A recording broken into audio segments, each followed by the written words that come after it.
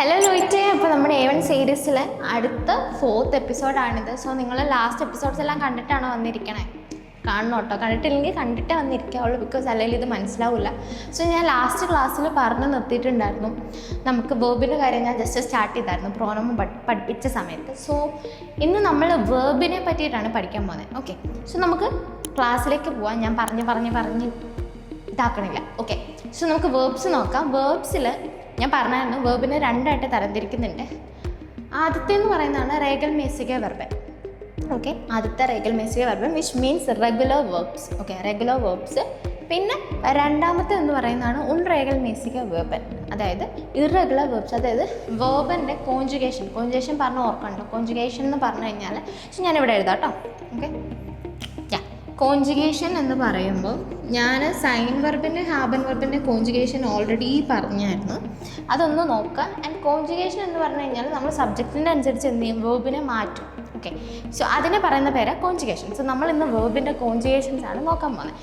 So വേർബിൻ്റെ കോൺജുഗേഷൻസിൽ നോക്കുമ്പോൾ അറിഞ്ഞിരിക്കേണ്ട കാര്യമാണ് ഈ regular and irregular verbs. Because റെഗുലർ വേർബ്സിൽ നിന്ന് കുറച്ചൊരു മാറ്റമുണ്ട് ഇറഗുലർ വേർബിന് കോൺജുഗേഷൻ എന്ന് പറയുന്നത്. സോ നമുക്കത് റെഗുലർ ആദ്യം നോക്കാം, അത് കഴിഞ്ഞിട്ട് നമുക്ക് ഇറഗുലർ നോക്കാം.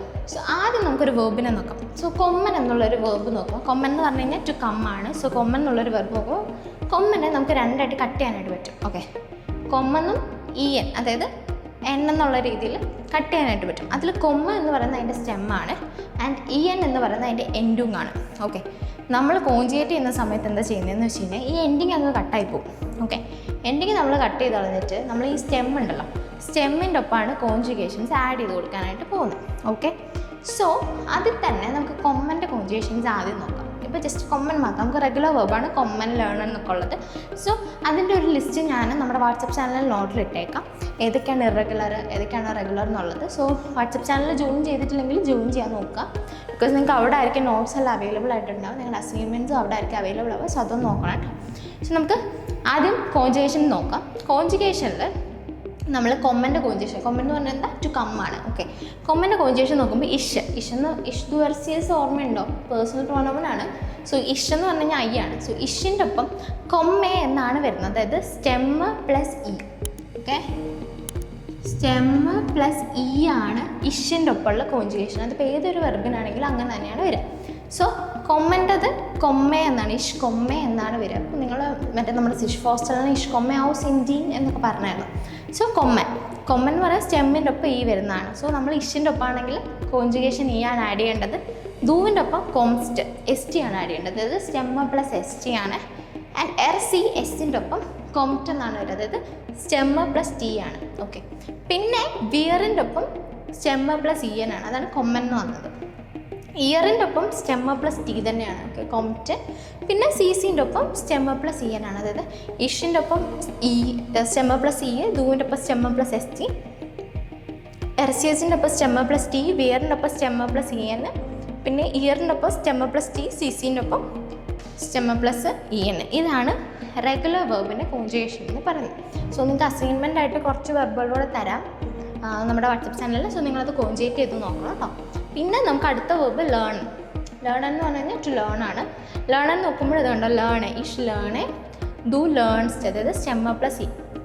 ലേൺ നമ്മൾ നോക്കുമ്പോൾ ലേണിൻ്റെ ലേൺ എന്നുള്ളതാണ് എന്ത്? സ്റ്റെമ്മ്.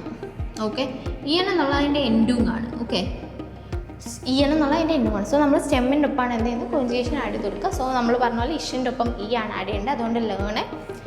ST ആണ് ദൂവിൻ്റെ ഒപ്പം ലേൺസ്റ്റ്. പിന്നെ നമ്മുടെ RCSൻ്റെ ഒപ്പം T ആണ്, സ്റ്റെമ്മ പ്ലസ് T ആണ്. So learned. പിന്നെ നമ്മുടെ വിയറിനൊപ്പം ലേൺ EN ആണ് ആഡ് ചെയ്യേണ്ടത്. പിന്നെ ഇയറിനൊപ്പം ലേൺഡ് T ആണ് ആഡ് ചെയ്യേണ്ടത് ആൻഡ് ലേൺ. ലാസ്റ്റ് CCൻ്റെ ഒപ്പം ലേൺ, അതായത് സ്റ്റെമ്മ പ്ലസ് EN ആണ് ആഡ് ചെയ്യേണ്ടത്. സോ ഇങ്ങനെയാണ് നമ്മൾ റെഗുലർ വേർബ്സ് കോൺജുഗേറ്റ് ചെയ്യുന്നത്. ഓക്കെ, സോ ഇതല്ലാണ്ട് എന്താ പറയുക, നമുക്ക് കുറേ വെർബുകളുണ്ട് കേട്ടോ റെഗുലർ വേർബ്സിൽ. കുറച്ച് വെർബുകൾ മാത്രമേ ഇറഗുലർ വേർബ്സ് ആയിട്ട് ആക്ട് ചെയ്യുന്നുള്ളൂ. അത് ഏതൊക്കെ വേർബ്സാണെന്ന് ഞാൻ പറഞ്ഞുതരാം.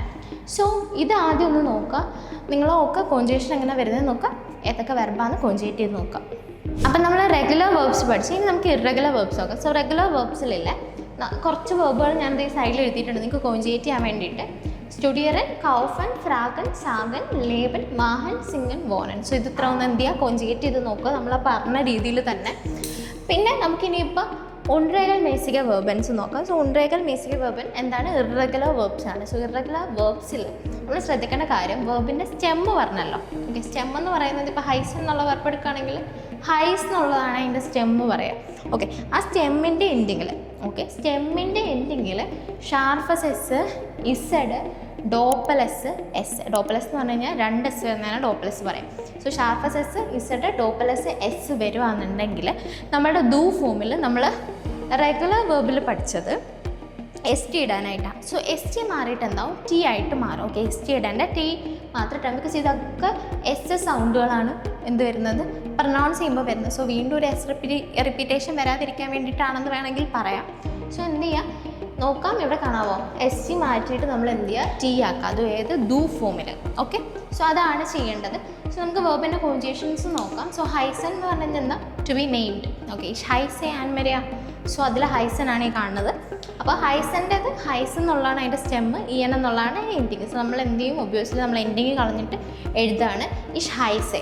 ഈ തന്നെ ദു ഹൈസ്റ്റ്, എസ് ടി മാറിയിട്ട് ടി ആയി ദു ഫോമിൽ heist. And er C S heist തന്നെ ടി ആണ് ആഡ് ചെയ്യുന്നത്. വിയർ ഹൈസൻ, ഇ എൻ ആണ്. ആൻഡ് ഓൾസോ ഇയറിൽ ടി ആണ് ആഡ് ചെയ്യുന്നത്, ഹൈസ്റ്റ്. ആൻഡ് ഓൾസോ സി സിയിൽ ഹൈസൻ. ഓക്കെ, സോ ഇതാണ് ഉൺറേഗൽ മേസിയ വെർബിൻ്റെ പൊസിഷൻ വരിക. സോ അതുപോലെ തന്നെ നമുക്ക് എസ് വരുന്നത് നോക്കാം. റൈസൻ. റൈസൻ നോക്കുമ്പോൾ റൈസ് എന്നുള്ളതാണ് അതിൻ്റെ എന്ത്, സ്റ്റെം എന്ന് പറയുന്നത്. സോ സ്റ്റെമ്മിൻ്റെ എൻഡിങ്ങിൽ എന്താ വന്നത്, എസ് ആ വന്നത്. സോ അത് ഒബ്വിയസ്ലി ഉൺറേഗൽ മേസിയ വെർബിനായിട്ട് മാറി. സോ നമ്മൾ എന്ത് ചെയ്യും, നമ്മളതിനെ കോൺജുഗേറ്റ് ചെയ്യുമ്പോൾ എന്ത് മാറും, ദൂ ഫോമിൽ എസ് ടി മാറിയിട്ട് ടി ആവും. ഓക്കെ, അതൊന്ന് ശ്രദ്ധിക്കുക. അപ്പോൾ നമ്മൾ ഇഷിൽ റൈസ് ഇ വരും, ദൂ റൈസ്റ്റ് ടി വരും, എസ് ടിക്ക് പകരം ടി വരും. ആൻഡ് നമ്മൾ എർ സി എസിൽ റൈസ്റ്റ് തന്നെ ടി വരും. ആൻഡ് വിയർ റൈസൻ ആണ്, ഇ എൻ വരും. ഇയർ റൈസ്റ്റ് തന്നെ ടി വരും. ആൻഡ് ഓൾസോ സി സിയിൽ റൈസ്റ്റ് തന്നെ. എൻഷുൾഡിക്കും സി സിയിൽ റൈസ്റ്റ് അല്ല കേട്ടോ, റൈസൻ ആണ് വരിക. Okay, I mistake. സോ നമ്മളുടെ സി സിയിൽ റൈസൻ എന്നും വരും. ഓക്കെ, സോ അതിൽ കോൺജുഗേറ്റ് ചെയ്യാനായിട്ട് ഈ 3 വെർബുകൾ കൊടുത്തിട്ടുണ്ട്. ഗ്രൂസിൻ കൊടുത്തിട്ടുണ്ട്, ക്യുസിൻ കൊടുത്തിട്ടുണ്ട്, ടാൻസിനും കൊടുത്തിട്ടുണ്ട്. അതൊന്ന് കോൺജുഗേറ്റ് ചെയ്ത് നോക്കാം.